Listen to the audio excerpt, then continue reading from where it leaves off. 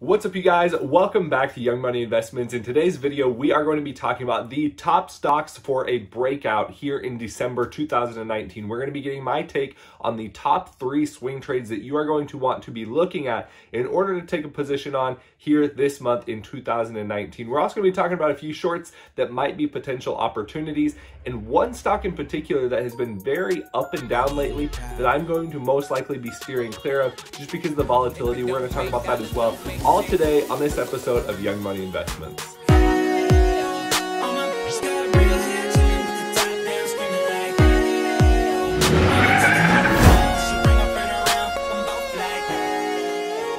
Alright, you guys, so it is the Santa Claus season. Can you believe Santa Claus is going to be rolling into town here in the next couple of weeks? What that normally means for the markets is that there is usually a pretty bullish mentality going into the month of December. There's something called the Santa Claus rally. Don't know if you've heard about the Santa Claus rally or not. That is usually the window of time between Christmas to New Year's. Stocks tend to rally through that time period as well. We are most likely going to see some more buying opportunities throughout this month. Although one of the things you do need to pay attention to and keep in mind is that with this bull run that we've consistently seen on the SPY over these past few weeks, I'd say months actually, probably about a month, we're probably sitting about 6 weeks to 2 months worth of a bull run. And things are getting a little bit kind of contentious right now. There are some funny memes circling about President Donald Trump and how this whole China trade war thing is just really turning into such a circus. We want to talk about that a little bit, or not so much talk about it. We want to keep that on our minds, especially right now, because you don't want to get caught buying into a swing trade and then watching that thing dump off. So I want to keep this, fairly conservative because we are going into kind of a long cycle right now where we haven't seen the stocks really pull back much, and that's something you need to keep in mind. All right, you guys, so the first stock that I really want to talk to you about today is none other than ticker symbol EXPE, also known as Expedia.com. Not a plug for them though. Yeah, that was just me being stupid and silly. But anyway, you guys, taking a look at Expedia, one of the things you can see here on the chart is that we've had a recent pullback. Obviously at earnings, it pulled back quite a bit, and we are seeing kind of that consolidation now. We've seen, and going through the process, we can see as we zoom in here a little bit more on this particular time frame, you see where we have the drop off, we have the pop, and then we have the sell-off, and then kind of this consolidation period. We've seen it pull up and kind of go up. Obviously, the RSI, it was very oversold. We then saw obviously run up to overbought territory, and we've seen it kind of pull back a little bit. This, and one of the big reasons that I see this as a great buying opportunity, probably one of my #1 swing trades here for the month of December, is because this fits the parameters of what a perfect swing trade would be to a T. There's not a lot of fluff, there's not a lot of fuss, there's not a lot of muff. It's pretty straightforward. Now, the one thing you do need to know and you need to take a look at is right here. Expedia got hit really hard on earnings, especially because they had announced that because of SEO, because of the way that Google does its flights and the way it's pushing flights, and just the way that the search engine categorizes Expedia, they saw a decrease in clients and a decrease in buyers. Now, I don't think this is going to be a long-term problem. I think there are always little tweaks that need to be made in order to optimize and get your page ahead of your competitors.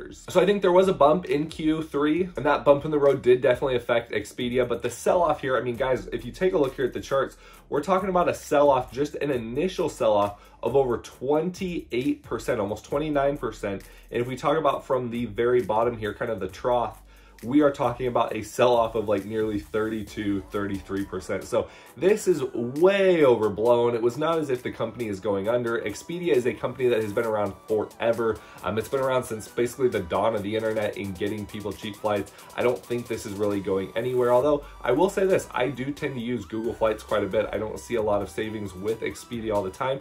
So I'm not saying this is a great long-term investment, but I am saying from a statistic standpoint, seeing this sell-off right here is a huge indicator to me that there is a buying opportunity. One of the things I'm going to be looking for here on the chart is I'm looking for this to hold here on the 180-day line above the EMA. We're definitely seeing some consolidation right now. We need it to hold right here around this $199 mark. I don't want to see this start to drop any lower. I would say right here about 98.40 is kind of like my risk tolerance, and I definitely got in right here. I got in, actually, I should say this, I got in actually down here at about 94. It was crossing over the EMA.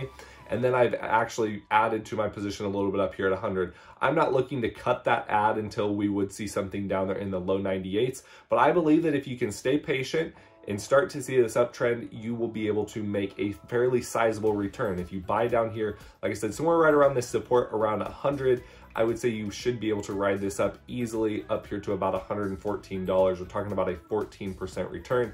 And for me, that is nothing but gravy. One more stock that I want to talk about is the thumbs up stock. That's a great stock. If you have not hit the thumbs up button already, please give me a thumbs up. It helps out the channel tremendously. I'm not asking you for money or anything like that. I just want to help grow the channel. Please hit that thumbs up button. It helps me out tremendously. All right, you guys, now the next stock I want to talk to you about is going to be one of those you're going to go, oh my gosh, Cameron, you're talking about buying this? It's a descending pattern. Why would you ever get into this? I know there's going to be some of you in the comment section that are going to say something about this.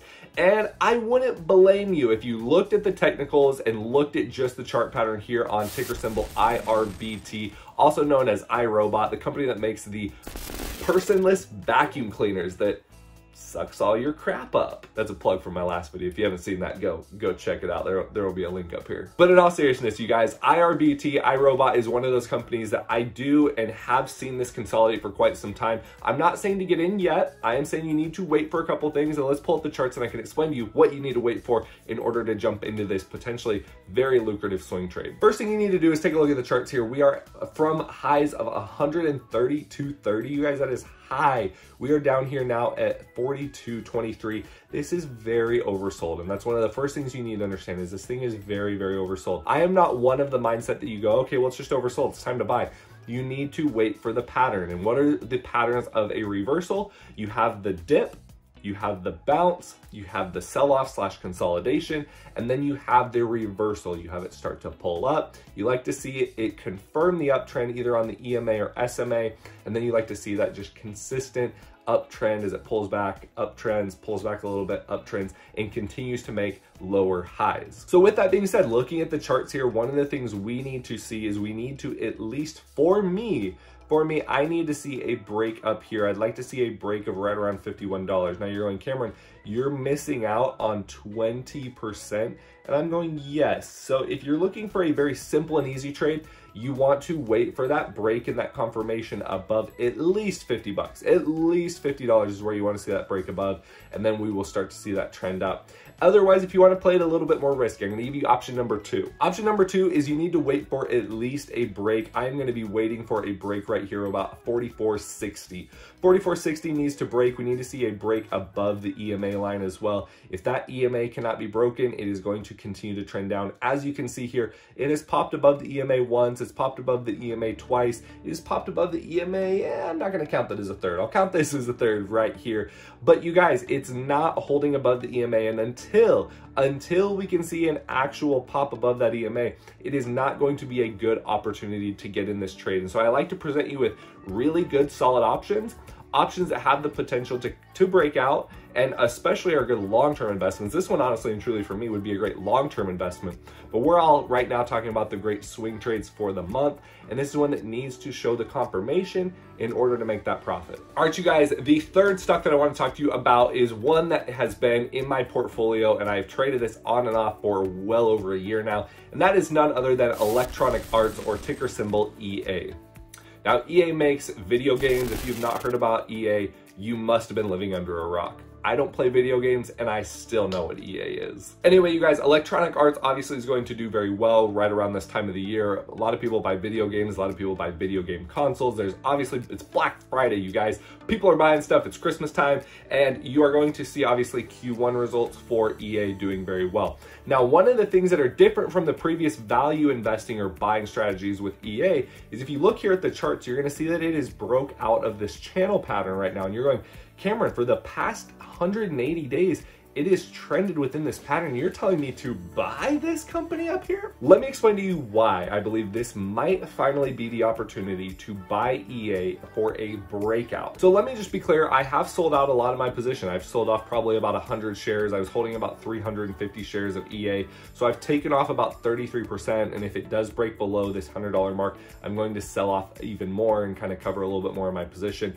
But what I am planning on doing here is, if you do take a look here at the 1-year chart, you'll definitely see that this had a previous breakout. It had highs well above just this $100 mark. But it's really when you get over here and start looking at this on the 2-year chart that you go, okay, this time period right here, this past 6 months to a year, probably 8 months or so, has been this consistent channel pattern. But where has it had chances and opportunities to go? It's had chances and opportunities to go much higher. In the past, we've seen this company all the way up here at highs of $151.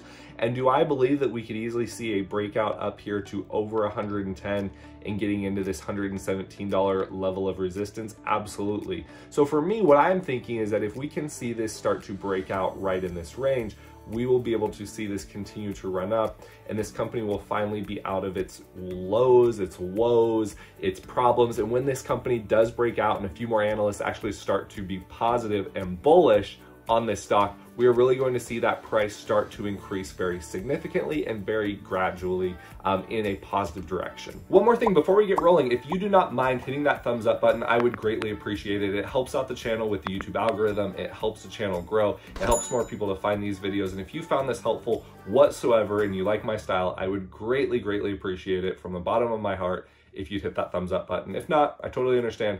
But let's keep rolling. Now, one of the things you're probably wondering is, what are some stocks I want to watch out for? One of the stocks you need to watch out for is none other than ticker symbol ROKU, also known as Roku. Now I know you most likely have probably traded Roku. I have traded Roku.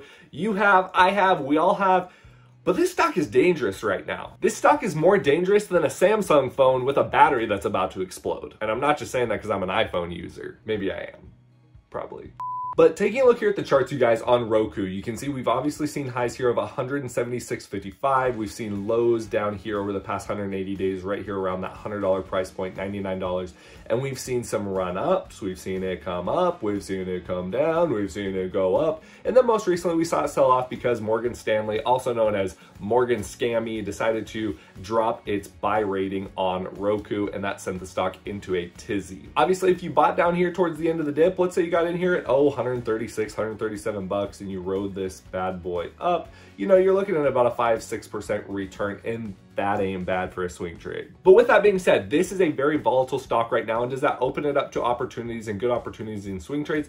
Yes and no. It does for experienced traders, ones that actually understand the patterns and are willing to watch the charts. If you're a student, if you have a full-time job and you're not able to watch these charts, you're not able to set those alerts, this stock can move very quickly and very rapidly, and you can get burned very easy. And so that is my reason for saying we need to steer clear right now of Roku. Another stock you need to watch out for is none other than UGAZ. That is a natural gas ETF. That is a leveraged 3x ETF of what natural gas futures are doing. This is one that has sold off drastically. We've seen it obviously pop recently today. It popped about 10%, but it had sold off all the way down to about the level of about $8. And so this is getting very scary. It's definitely an opportunity to buy. We are in the colder season, but this is a stock that if you are a new investor, I do not recommend. Sound the alarm. Sound the alarm. Do not get in this stock right now. You need to understand that these leveraged ETFs, and especially swing trading them, can open you up to unwanted risk potential that will detrimentally affect your account in a negative way. Top 3 swing shorts that I would love to take this month, and we are not going to cover the charts because it's going to take too long, but the 3 ones that I'm really looking at are Dexcom. I love Dexcom. This is a company that I want to be heavily invested in for a long-term position, but right now it is so overbought. So many people have just ridden this wave and gotten in, especially after earnings. It has ran up from like $140 to $220. This stock needs to come down a little bit, and I believe that if we do have a little bit of a pullback, this is going to be a great company to short and to swing for multiple days. This is a company that I'd love to just buy cheaper. Also, maybe I'm a little bit more biased, but if you look at that chart, it's just so overbought, and you look at it on the 3-year, the 2-year, it's just so overbought right now. It's time for this one to see a little bit of a pullback. They make continuous glucose monitors for diabetes patients. I'm one of them. I use their products. I love their products, but it needs to come down. I gotta short it. Maybe I'm a little emotional, but I still think you gotta short it. The other 2 are going to be LK Coffee. So LK is I don't even know the name. It's a Chinese-based coffee company. They compete with Starbucks in the Chinese market. This is a company that's ran up so much. Right now, it's kind of not in a great position. Dexcom definitely looks like a little bit better short, but if you can get LK on a pop, I think that's a great opportunity for a swing short as well. You could also take some puts, do some options if you're not able to short, that kind of thing. And then the last one is ticker symbol ZG. This one, if you can actually see this one come up, preferably to highs right here of about 41.32. If we can see it right there in that range, that to me looks like a great short opportunity. You can see where it's had some support back there in the month of July, as well as kind of the month of June. So June 3rd, July 1st, we saw some support as it was trending up. That is going to be the next level of resistance for ZG, and I'm willing to take a little bit of a short position right there and then write it down. I would like to see that somewhere down around $36. That would be nice, but I probably will not write it all the way down. If I do end up shorting, I'm probably gonna start taking some profits right here at about 38.20. That's gonna be my level where I'll just say, ka-ching, pull that lever, and let's take some profits. All right, you guys, I hope that you enjoyed this video. I hope that you enjoyed these stocks that I'm gonna be looking to take a swing trade in, either long or short. If you did, please leave a comment down below and let me know what your thoughts are on those tickers. What are you looking at? What are you trying to trade? Are you trying to buy some other stocks? Are you trying to sell some other stocks? I would love to know down below. It helps out the community tremendously, because the more that you call out stocks, other people call out stocks, and everyone gets to learn, grow, and profit. And that's the name of this game. I love you guys. Thanks so much for your time, and I will catch you guys in the next video. Talk to you later. Bye.